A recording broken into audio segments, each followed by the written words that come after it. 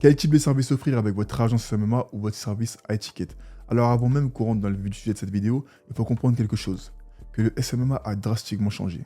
La plupart des personnes sur YouTube vont vous parler d'ouvrir une agence Facebook Ads, d'ouvrir une agence Google Ads, ou même d'offrir du community management, d'offrir de la refonte de site internet, d'accord? Mais ça, on va dire que c'est le SMMA 1.0. Maintenant, il y a le SMMA 2.0, d'accord? Donc le SMMA 2.0, il consiste à tout simplement offrir quelque chose qui offre une transformation. Avant même de plus développer, je tiens à me présenter. Pour ceux qui ne me connaissent pas, je m'appelle Kader Abini, je suis le fondateur de EliteAcquisition.io. C'est un service de consultation pour les agences, les consultants et les coachs qui souhaitent scaler leur business en implémentant des infrastructures d'acquisition clients et des setters. Et avant ça, j'avais une agence de marketing qui s'appelle Top Whistle, où j'ai travaillé avec les plus grands de l'industrie, donc JD Sport, Iron Shark, Foot Locker, Puma, etc. Pour ceux qui veulent voir mes antécédents, vous pouvez tout simplement partir sur ma chaîne YouTube et regarder mes premières vidéos. Avant même qu'on parle de quel type de service proposer avec votre agence SMMA, il faut se poser la question, quelles sont les erreurs que la plupart des agences SMMA font quand elles commencent? Et l'erreur est simple, et que la plupart des personnes qui se lancent dans le SMMA reposent sur le business model du SMMA 1.0. Et en quoi consiste le business model SMMA 1.0? Ça consiste tout simplement à exploiter une plateforme. Donc la plateforme, ça peut être par exemple ChatGPT, ça peut être Facebook Ads, et utiliser un freelance pour qu'il se charge de la délivrabilité pour que votre client puisse avoir un résultat. Mais le problème avec ce business model-là, c'est que le jour où votre freelance décide de faire le rebelle, décide de se la péter, décide de prendre plus de pourcentage, décide de se barrer, vous êtes complètement dans la merde. Croyez-moi, ça m'est arrivé avec mon agence de marketing Top Whistle. Vous êtes complètement dans la merde. C'est pour ça que le business model du SMMA 1.0, alors il va fonctionner, vous allez pouvoir faire quelques clients avec celui-ci, mais ce n'est pas un business model long terme quand vous allez choisir un service. Ce n'est pas un business model long terme parce que vous n'apprenez pas une compétence en particulier. Ce qu'il faut faire, c'est apprendre un minimum le service que vous allez offrir. Il faut connaître ce que vous allez offrir, il faut avoir une petite expertise. Et non une expertise forcément que vous aimez, parce que ça se trouve que vous aimez cette expertise-là, que vous avez de l'expérience, mais qu'elle n'est pas nécessaire actuellement sur le marché, qu'aucun client ne veut, d'accord? Mais une expertise qui va servir justement pour vos futurs clients. Donc, posez-vous la question, est-ce que déjà, vous allez pouvoir délivrer au cas où votre freelance se barre, d'accord? Maintenant, on va passer au business model du SMMA 1.0. Donc ça va être la meilleure manière de pouvoir construire justement votre service avec votre agence, ok? Donc, maintenant, il faut comprendre qu'il faut vendre une solution. Il faut vendre un système, d'accord? Si vous vendez un écosystème complet, que vous pouvez expliquer step by step à votre client achètera plus facilement chez vous. Comparé à ce qu'on peut vous dire sur YouTube, on peut vous dire oui, alors vous offrez du Google Ads, la plupart des clients vont prendre. Alors oui, vous allez avoir des clients par-ci, par-là, mais est-ce que vous allez scaler? Le truc, c'est scaler. Quand vous ouvrez une agence de marketing digital, le but, c'est de scaler. Ce n'est pas d'avoir un client par-ci, par-là. Non, vous n'allez pas scaler parce que vous n'avez pas d'expertise, ok? Donc le but va être simplement d'apprendre une expertise et vendre une solution, un système. D'accord? Donc par exemple, à la place de vendre des chatbots, comme la plupart des gourous peuvent vous dire sur YouTube, alors ouvrez une agence AIA, alors qu'ils ont fait plus d'argent en vendant leur formation AIA que justement avec leur agence AIA, vous allez simplement construire une solution où vous allez tirer parti de l'IA.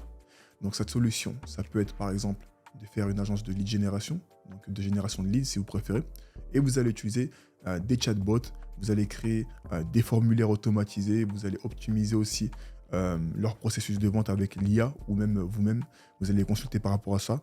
Vous allez aussi rajouter des workflows d'IA et d'automatisation à l'intérieur de leur business, mais tout ça avec une solution complète. Ce n'est pas simplement offrir un chatbot, vous comprenez ce que je veux dire? Et c'est pareil avec Facebook Ads. À la place d'offrir tout simplement du Facebook Ads, vous pouvez par exemple revoir le message marketing des coachs que vous accompagnez, des e-commerçants que vous accompagnez. Vous pouvez aussi revoir par exemple le taux de conversion de leur page, donc améliorer leur VSL ou améliorer leur boutique e-commerce, peu importe. Et par la suite rajouter du settings. Donc du settings, encore une fois, vous pourrez utiliser l'IA ou vous pouvez tout simplement utiliser un setter ou quoi que ce soit pour qu'ils puissent atteindre leurs résultats. D'accord? Et là, ça paraît beaucoup plus cohérent que simplement vendre du Facebook Ads. Donc dire, ok, je propose du Facebook. Vous êtes dans l'immobilier? D'accord, je peux faire quelque chose pour vous. Dites-moi ce que vous voulez améliorer. Dites-moi où vous souhaitez avoir de l'acquisition. Voilà. Si vous venez comme ça va être trop compliqué en fait d'avoir des clients. Vous devez venir dans l'optique de résoudre une réelle problématique et savoir la problématique que vous allez résoudre. D'accord? Donc pareil avec Google Ads. Vous allez tout simplement optimiser le taux de conversion des pages des clients, rajouter potentiellement du settings, il y a tellement de choses à faire pour qu'ils puissent obtenir ces résultats. D'accord? Donc ça, c'est le business model du SMA 2.0 et c'est celui-ci que vous devez adopter. Parce que ceux qui actuellement sont sur ce business model-là font énormément d'argent et j'en vois sur YouTube qui viennent petit à petit, qui créent du contenu, qui expliquent leur solution step by step et justement qui génèrent des sous par derrière. Ok? Donc, ce que je ne recommande pas, d'accord? Parce que c'est important de savoir ce que je ne recommande pas. Je ne recommande pas d'offrir une commodité telle qu'une agence short, du community management ou de la création de site internet. À part si vous passez par l'OPCO. L'OPCO, c'est quoi? C'est tout simplement les aides de l'État qui vont vous permettre de facturer les entreprises sans qu'elles aient à sortir 1 euro de leur poche. Pour ceux qui ne savent pas, j'ai fait un guide complet. Donc si vous voulez savoir exactement comment ça fonctionne l'OPCO, vous irez voir. D'accord? Mais en gros, vous allez pouvoir facturer des clients de gros montants sur des prestations complètement basiques. D'accord? Des prestations de refonte de site, d'email marketing, etc. facilement, sans avoir à créer une solution miracle. Ok, donc si justement vous passez par l'OPCO, alors je vous recommanderais l'un de ces services-là. Mais si vous ne passez pas par l'OPCO, que vous êtes à l'étranger, peut-être que vous êtes au Canada, peut-être que vous êtes en Suisse, peut-être que vous êtes, peu importe, dans la zone francophone où vous êtes, si vous n'avez pas accès à l'OPCO, je ne vous recommande surtout pas d'offrir l'un de ces services. Et pourquoi je ne recommande pas? Parce que, encore une fois, vous vous lancez dans un business pour pouvoir résoudre des problèmes, pour pouvoir apporter de la valeur. Et plus vous allez apporter de la valeur, plus vous allez avoir de l'argent par derrière. Et en offrant du community management, est-ce que vous allez dupliquer le chiffre d'affaires de votre client? Non, en offrant du short form content. Donc, pour une entreprise, est-ce que vous allez dupliquer son chiffre d'affaires? Non. C'est une commodité. Ils n'ont pas réellement besoin de vous et vous n'allez pas faire la différence. Alors que si vous venez avec une solution miracle que vous avez créée step by step ou un écosystème que vous pouvez implémenter chez des clients, ils vont payer plus facilement chez vous. D'accord?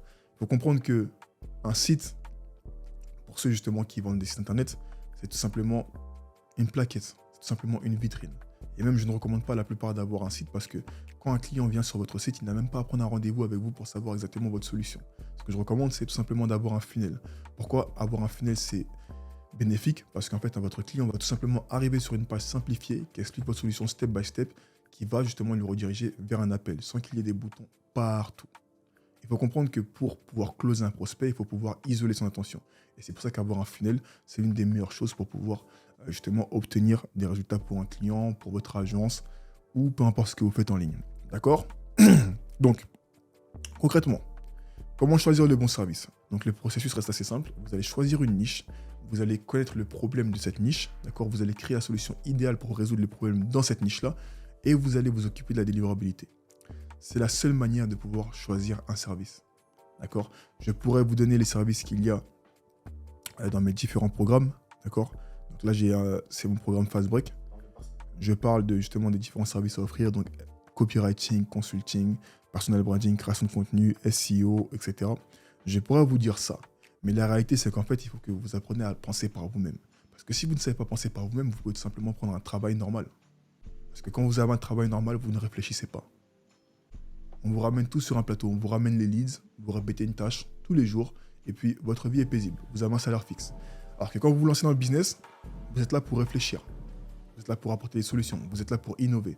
C'est pour ça que vous allez gagner plus, parce que vous apportez plus de valeur qu'un simple salarié. C'est pour ça que c'est beaucoup plus dur l'entrepreneuriat. D'accord? Donc je ne vais pas vous dire exactement la niche qu'il faut choisir, mais je vais vous apprendre à réfléchir par vous-même. C'est ça le but de cette vidéo, vous apprendre à réfléchir par vous-même. D'accord? Et surtout, le plus important, quand vous choisissez votre service, apprenez à utiliser la roue libre des prix élevés. Donc pourquoi je dis apprenez à utiliser la roue libre des prix élevés? Parce que simplement, c'est simple. Car cette roue vous explique l'avantage de facturer high ticket et pourquoi vous devez facturer high ticket. C'est simple. Plus vous allez faire des prix élevés, plus votre client va être engagé et plus il va vous respecter. D'accord? Plus vous aurez de meilleurs revenus et plus vous aurez un meilleur back-end. Comment voulez-vous vous occuper d'un client qui vous paye 500 €? Comment? Vous avez peut-être votre loyer à payer, vous avez peut-être votre abonnement à payer à la salle, je ne sais rien.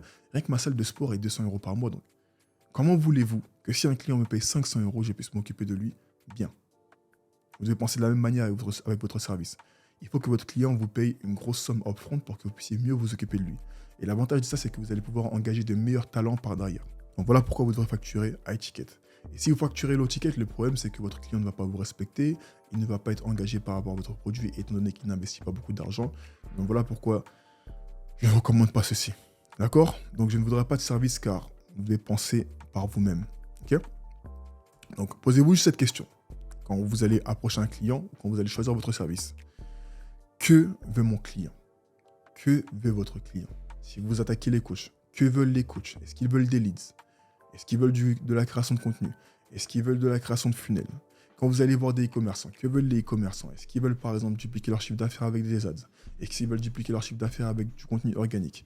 Est-ce qu'ils en ont marre par exemple de personnes qui leur vendent de l'email marketing qui ne convertit pas assez? Peu importe, mais que veut votre client? Ok? Que recherche-t-il exactement? Augmenter son chiffre d'affaires? Peut-être avoir plus de followers? Peu importe. À quels problèmes sont-ils confrontés? Ok? Il faut se poser ces 3 questions-là avant même que vous choisissiez un service exactement. Pour ceux qui ont bien aimé cette vidéo, je vous invite tout simplement à mettre un like sur la vidéo, la repartager. Et si vous souhaitez réserver un call d'implémentation avec mon équipe, je vous invite à cliquer directement sur le lien de la description où nous allons tout simplement vous consulter dans votre business. Nous allons voir les systèmes d'acquisition que nous pourrons implémenter. Nous allons voir comment revoir votre back-end, comment vous aider à closer plus de clients, etc. Sur ce, je vous dis à la prochaine pour une autre vidéo. Ciao, ciao.